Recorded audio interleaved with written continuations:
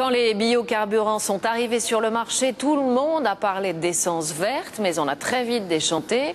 En fait, c'est assez calamiteux pour l'environnement, notamment dans l'utilisation des surfaces cultivables. Du coup, des laboratoires planchent pour sortir des biocarburants de deuxième génération.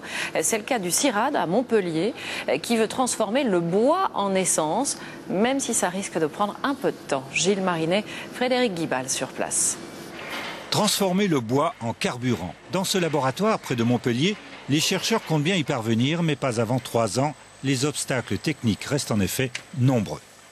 Tout simplement, ça contient du carbone et de l'hydrogène, un petit peu à l'image des hydrocarbures qui sont nos carburants actuels.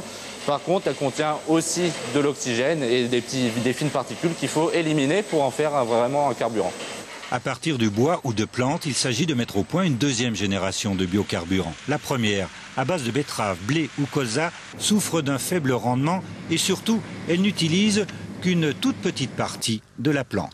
L'intérêt des carburants de deuxième génération est de pouvoir utiliser l'ensemble de la plante, c'est-à-dire de la matière lignocellulosique contenue dans la plante. Alors qu'en première génération, on n'utilise qu'une petite partie.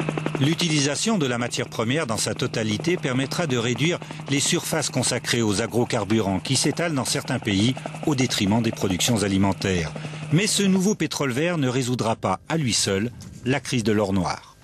Ça ne représentera au maximum que de l'ordre de 20%. C'est-à-dire que pour les 80% restants de nos besoins de carburant, il faudra trouver d'autres solutions, par exemple des véhicules électriques, des véhicules hybrides. Hostiles à la première génération, les écologistes sont favorables aux nouveaux biocarburants, à condition évidemment que la culture des plantes, que la collecte du bois ne consomme pas plus d'énergie qu'elles n'en fourniront.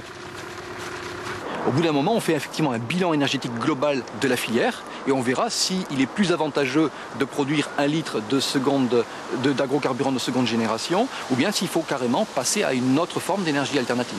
En France, la filière verte ne représente qu'1% de la consommation totale de carburant. Pour atteindre l'objectif fixé par l'Europe à l'horizon 2020, il faudra passer à 10%.